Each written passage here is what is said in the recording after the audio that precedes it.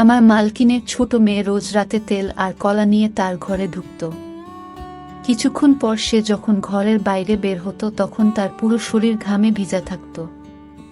এই কাজটা সে বাড়ির সকলকে লুকিয়ে করত, কিন্তু আমি তার সবকিছুই দেখতে পেতাম, কারণ ওই সময় আমি রান্নাঘরে কাজ করতাম। এটা তার প্রতিদিনের ঘটনা ছিল। সে তেল আর কলা নিয়ে কি করত এটা জানার জন্য আমি একদিন ওর ঘরে লুকিয়েছিলাম। কিছুক্ষণ আগেও ঘরে ঢুকেছে।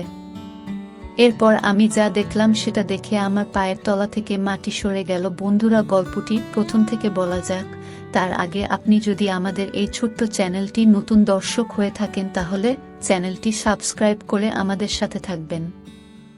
আমার নাম শারমিন আক্তার। আমার জন্ম একটি দরিদ্র পরিবারে। আমার মা বাবা অন্য লোকের খেতে কাজ করে, দুবেলা দুমুঠো অন্ন জোটাতে। আমি আমার বাবা মায়ের একমাত্র সন্তান ছিলাম। টাকা পয়সার অভাবে তারা আমাকে লেখাপড়া শেখাতে পারেনি। আমাদের কোনো রকমে দিন কাটত। আমার বয়স ছিল 11 বছর। মা বাবাকে সারাদিন কাজ করতে দেখে আমার খারাপ লাগত, আর তাই আমি ওদের সাথে কাজ করতে চলে যেতাম। কিছুদিন পর বাবার খুব শরীর খারাপ হয়। আমরা ওনাকে হাসপাতালে নিয়ে যাই। সেখানে ডাক্তার আমাদের হাজার হাজার টাকা খরচের কথা বলে। আমাদের কাছে এত টাকা ছিল না, তাই মা জমিদার বাবুর কাছে যায়, যার খেতে আমরা কাজ করতাম। মা জমিদার বাবুর কাছে আঁচল ছড়িয়ে ভিক্ষা চায়, কিন্তু জমিদার বাবু এত টাকা দিতে রাজি হয় না। উনার কাছেই কয় টাকা দেয়া কোনো ব্যাপার নয়, কিন্তু তাও উনি কোনো সাহায্য করলেন না। টাকার অভাবে আমার বাবার ঠিকমতো চিকিৎসা হয় না, আর উনি আমাদের ছেড়ে চলে যান। এখন আমাদের মাথার উপর থেকে ছাতা সরে গেছিল। আমাদের সংসার চালানো আর সাহায্য করার মতো কেউ ছিল না। কোনো রকমে আমি আর মা নিজেদেরকে সামলে আবার সাধারণ জীবন যাপন শুরু করলাম। আমরা সারাদিন খেতে কাজ করে নিজেদের পেট চালাতাম। ভেতরে ভেতরে আমার জমিদার বাবুর উপর খুব রাগ ছিল, কিন্তু আমার কিছু করার ছিল না। একদিন শহর থেকে কিছু ধনী লোক আসে। তারা জন্মদিন পালন করা উপলক্ষে গরিবদের ভোজ খাওয়ায়। আমরা তো এটাও জানতাম না যে আমাদের জন্মদিন কবে, কিন্তু বড়লোকদের ভোজ খেয়ে আমরা তাদেরকে আশীর্বাদ করি। এইভাবে বেশ কিছুদিন চলল। হঠাৎ একদিন মাও এই পৃথিবী ছেড়ে চলে গেল। মা আমার শেষ আশ্রয় ছিল। এখন আমার কেউ নেই। আমি খুব ভেঙে পড়েছিলাম। এই অবস্থায় আমার কাকা কাকিমা আমাকে তাদের বাড়িতে নিয়ে যায়, কিন্তু কাকা কাকিমা কখনোই নিজের মা বাবা হয়ে উঠতে পারে না। এই কথাটা আমি তাদের বাড়িতে পা রাখার পরই বুঝতে পেরেছিলাম। তারা তাদের নিজের মেয়েকে ভালো খাবার দিত, ভালো জামা কাপড় দিত, আর আমাকে দিয়ে বাড়ির সব কাজ করাতো। আমার সাথে ভালো করে কথা বলা তো দূরে থাক, আমার দিকে ফিরেও তাকাতো না। কিন্তু আমি এটাকে নিজের ভাগ্য মনে করে মেনে নিয়েছিলাম। একদিন আমি যখন বাসন মাজছিলাম তখন কাকা শহর থেকে ফিরে আসেন। এসে আমার কাকিকে বলেন যে শহরের এক বাড়িতে কাজের মেয়ে দরকার। আমরা বরং শারমিনকে সেখানে কাজ করতে পাঠিয়ে দিই। সাবিনা ওখানে কাজ করবে, আর আমাদের হাতে টাকা আসবে। আমার কাকিমা এই কথাটা শুনে খুব খুশি হন। আর হবে নাই বা কেন, কিছু না করে টাকা পাওয়া যাবে যে।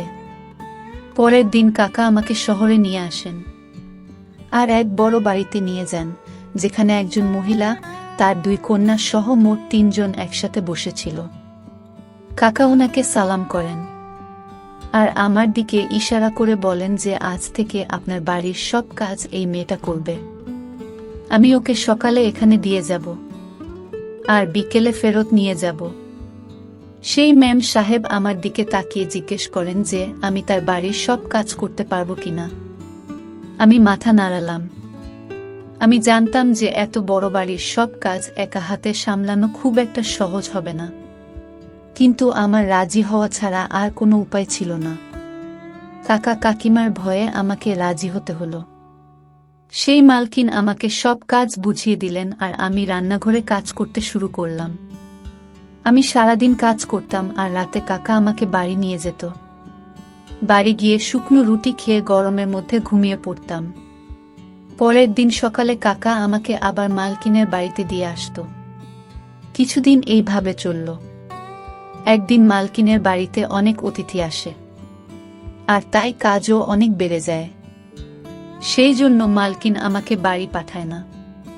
উনি আমার কাকাকে বলেন যে যতদিন আমার অতিথিরা এই বাড়িতে আছে ততদিন শারমিনকে এখানে থাকতে দিন, কারণ রাতে সবাই দেরি করে খায়, তাই কাজও অনেক বেড়ে যায়।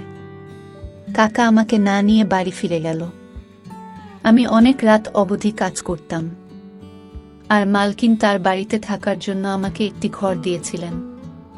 কাকা কাকিমার বাড়িতে থাকা থেকে আমার এখানে থাকতে বেশি ভালো লাগতো, কারণ এখানে আমি ভালো খাবার পেতাম। আমার শোবার ঘরে পাখা ছিল, তাই আমাকে আর গরমের মধ্যে ঘুমাতে হতো না। কিন্তু আমি যখনই মালকিনকে তার মেয়েদের সাথে দেখতাম তখনই আমার নিজের মায়ের কথা মনে পড়ে যেত। এইভাবে কয়েকটা দিন কেটে গেল। মালকিনের অতিথিরা ফিরে গেল, কিন্তু মালকিন আমাকে বাড়ি পাঠালেন না। তিনি আমার কাকাকে পরিষ্কার করে বলে দিলেন যে শারমিন এখন থেকে এখানেই থাকবে। মালকিন আর তার ছোট মেয়ের সাথে আমার ভালো সম্পর্ক গড়ে উঠেছিল। উৎসবের দিন মালকিন আমাকে নতুন জামা কাপড় দিতেন। ওনার ছোট মেয়েটি খুব ভালো ছিল, আমার সাথে খোলা মনে মিশত। কিন্তু ওনার বড় মেয়েটি একটু রাগী ছিল। সে আমার সাথে বাড়ির কাজের লোকের মতো ব্যবহার করত, আর আমার সাথে ঠিক করে কথা বলতো না।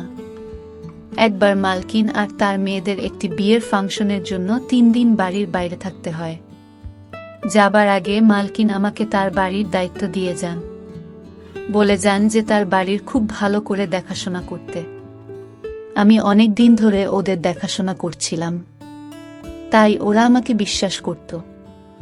আমি বললাম যে এত বড় বাড়িতে আমার একা থাকতে ভয় লাগবে। তাই মালকিন আমার কাকাকে ডেকে পাঠান আর বলেন এই 3 দিন আমার সাথে এই বাড়িতে থাকতে। কাকার সঙ্গে সঙ্গে রাজি হয়ে যায়, আর মালকিন বেরিয়ে পড়ে। আমি কাকা আর আমার খাবার বানালাম আর খেয়ে শুয়ে পড়লাম।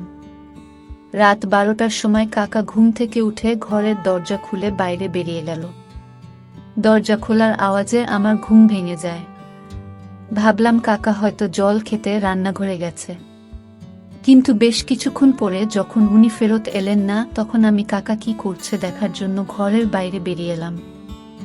আমি কাকে এধার ওধার খুঁজতে লাগলাম। হঠাৎ আমি মালকিনের ঘর থেকে একটা শব্দ শুনতে পাই।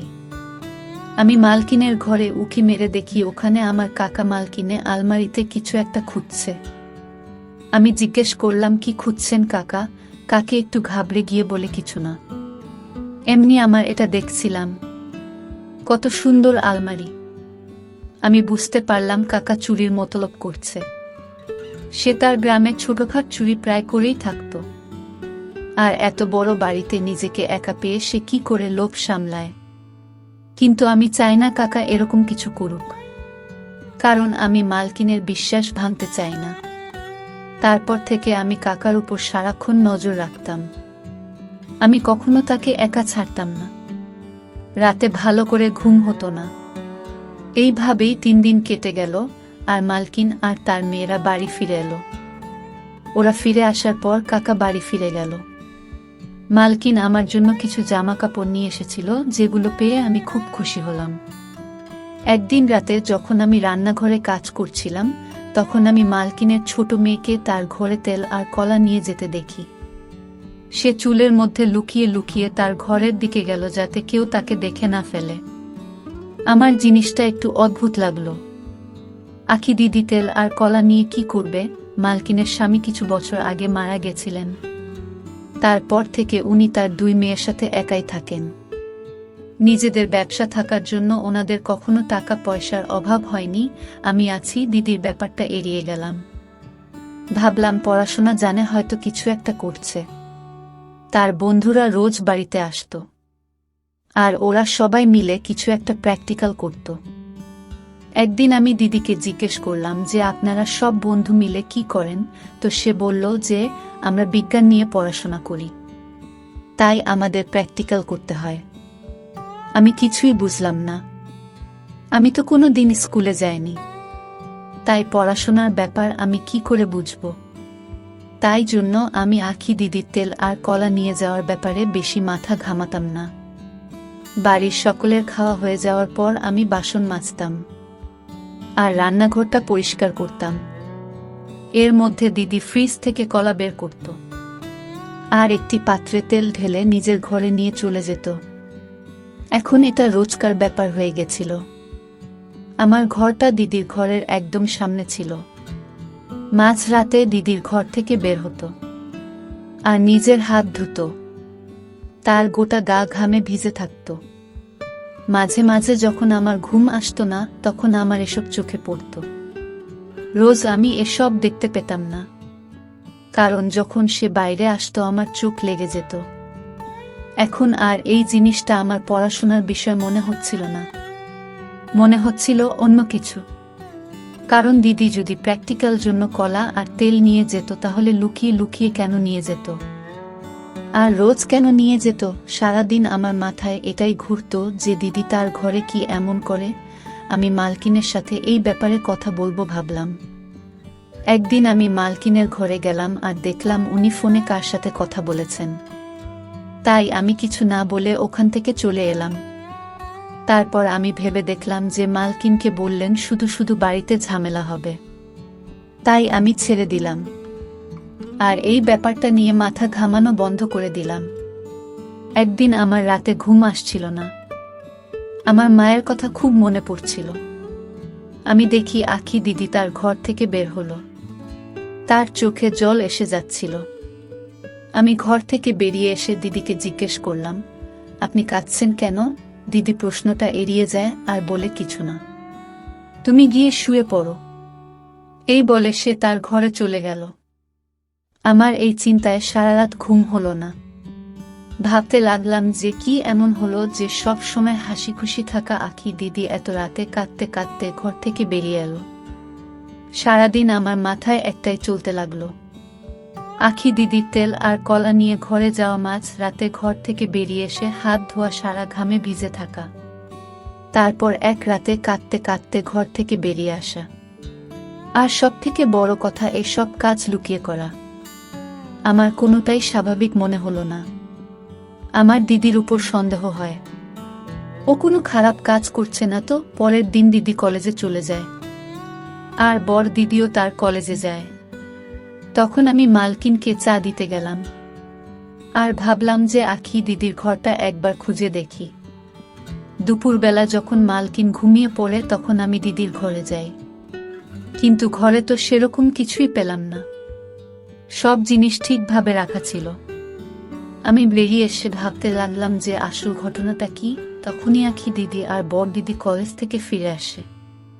আমি তাদের জন্য খাবার বানিয়ে দিলাম, কিন্তু আখি দিদি খেতে চাইল না। সকালেও সে ঠিক করে জল খাবার খায়নি। আমি অনেকবার করে বললাম যে দিদি খাবারটা খেয়ে নাও, কিন্তু সে রেগে যায় আর আমি চুপ করে যাই। কিছুক্ষণ পর আমি ভাবলাম যে দিদিকে একবার জিজ্ঞেস করি তার কি হয়েছে, কিন্তু তারপর মনে হলো যদি সে রেগে যায়, আমার আখি দিদির জন্য চিন্তা হয়। আমি যবে থেকে এই বাড়িতে এসেছি, দিদি একবারও আমাকে বুঝতে দেননি যে আমি বাড়ির কাজের মেয়ে। সে আমায় কাকা কাকিমার থেকে অনেক বেশি যত্ন করেছে। কিছুক্ষণ পর আমার মাথায় একটা বুদ্ধি আসে, আমি যদি আজ রাতে আখি দিদির ঘরে লুকিয়ে থাকি, তাহলে আমি সবটা জানতে পারবো। আমি রাতে সবাইকে খেতে দিলাম, কিন্তু নিজে কিছু না খেয়ে দিদির ঘরে গিয়ে একটা কোনায় লুকিয়ে পড়লাম।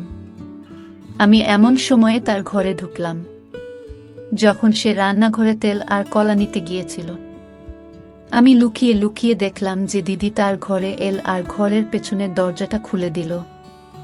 আমার মনে পড়ল সেই দিন যখন আমি দিদির ঘরে এসেছিলাম, তখন এই দরজাটা আমার চোখে পড়েনি। হয়তো দরজাটার সামনে পর্দা লাগানো ছিল, তাই আমার চোখে পড়েনি। তারপর আমি দেখলাম যে দিদি ওই দরজা দিয়ে একটা মানুষকে ভিতরে ঢোকালো। আর তারপর যেটা হলো সেটা দেখে তো আমার পায়ের তলা থেকে মাটি সরে গেল। তখন হঠাৎ আমার হাতে চেনটা, যেটা আমার মা মেলা থেকে আমায় কিনে দিয়েছিল, সেটা খুলে মাটিতে পড়ে যায়। সেই আওয়াজটা শুনে দিদি মনে হলো যে তার ঘরে আরো কেউ আছে। সে উঠে তার ঘরটা খুঁজে দেখতে লাগলো।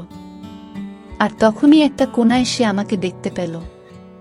দিদি আমাকে দেখে ঘাবড়ে গেল আর রেগে গিয়ে বলল, তুমি এখানে কি করছো? এইভাবে লুকিয়ে আছে কেন? দিদির রাগ দেখেই আমি একটু ভয় পেলাম। বললাম, আমাকে ক্ষমা করবেন দিদি, আমি কোনো খারাপ উদ্দেশ্য নিয়ে এই ঘরে আসিনি। আমার আপনার জন্য চিন্তা হচ্ছিল, কারণ আজকাল আপনি ঠিক করে খাবার খান না, আর সেই দিন আপনি কাঁদতে কাঁদতে ঘর থেকে বেরিয়েছিলেন। তারপর আখি দিদি আমাকে সবটা খুলে বলল। সে কোনো ভুল কাজ করছে না, বরং একটা মানুষের উপকার করছে। দিদি ওই লোকটার দিকে ইশারা করে বলে, তিনি আমার দাদু হন। আমার বাবা মারা যাওয়ার পর আমার মা ওনাকে বাড়ি থেকে বের করে দিয়েছিল। তারপর থেকে উনি একটা মসজিদে থাকেন। কিন্তু আমি এটা সহ্য করতে পারতাম না। আমি এই ব্যাপারে মায়ের সাথে কথা বলার চেষ্টা করেছিলাম, কিন্তু মা আমাকে খুব বকা দিয়েছিল। তাই আমি একটি প্ল্যান বানাই। আমি রাতে দাদুকে আমার ঘরে নিয়ে আসি, আর সকাল হলে ওনাকে পিছনের দরজা দিয়ে বের করে দিই। আমি দিদিকে জিজ্ঞেস করলাম যে সে তেল আর কলা দিয়ে কি করে। দিদি বলে যে দাদুর লিভারের সমস্যা আছে, তাই সে বেশি খাবার খেতে পারেন না, তাই উনি একবেলা খাবার খান। সকালে কলেজে যাওয়ার সময় আমি ওনাকে খাবার দিয়ে যাই। রাতের বেলা উনি কিছু খান না, তাই আমি ওনাকে ফল খাওয়াতে শুরু করি, আর কলা তার সব থেকে প্রিয় ফল। তাই আমি রোজ রাতে উনার জন্য কলা নিয়ে আসি। আমি এসব লুকিয়ে করি যাতে মা আর দিদি কিছু জানতে না পারে। আর দাদুর হাঁটুতে খুব ব্যথা, তাই আমি রোজ তেল নিয়ে আসি ওনার হাঁটুতে মালিশ করার জন্য। অনেকক্ষণ ধরে মালিশ করার পর আমার গা ঘামে ভিজে যায়, আর আমি বাইরে হাত ধুতে যাই। সেদিন আমার দাদুর শরীরটা ভালো ছিল না, তাই আমার চোখে জল চলে এসেছিল। দিদির কথা শুনে আমার মনের সব আশঙ্কা দূর হয়ে যায়। আমি চুপচাপ নিজের ঘরে ফিরে আসি। ঘরে এসে আমি ভাবতে লাগলাম, আমার মালকিন এতটা নিষ্ঠুর কি করে হতে পারে যে তার অসুস্থ শ্বশুরমশাইকে বাড়ি থেকে বের করে দেন। তার সাথে সাথে আমার আখি দিদির উপর গর্ব হয়। আজকালকার দিনে বড় মনের মানুষ খুব একটা দেখা যায় না, আর আখি দিদির মনটা খুব বড় ছিল। এই সমাজটা বড় নিষ্ঠুর হয়ে গেছে। তারা বয়স্ক মানুষদের বাড়ি থেকে বের করে দিচ্ছে। আমি ভালো করে বুঝতে পারলাম যে মানুষ অন্যের কষ্ট বোঝে না। যখন সেই কষ্ট সে নিজে অনুভব করে তখনই তার মর্ম বোঝে। আর বন্ধুরা, এই কাহিনী থেকে আমরা যে শিক্ষা অর্জন করতে পারলাম তা হচ্ছে, আমরা চোখের সব সময় যা দেখি তা নিয়ে সন্দেহ করা ঠিক নয়। হয়তো যা ভাবা হয়, কিন্তু ঘটনা তার থেকে আলাদা। তো বন্ধুরা, আজকে এই পর্যন্তই। ভিডিওটি যদি আপনাদের ভালো লাগে তাহলে অবশ্যই একটি লাইক করবেন এবং কমেন্ট করে আপনার মতামত জানাবেন। ধন্যবাদ।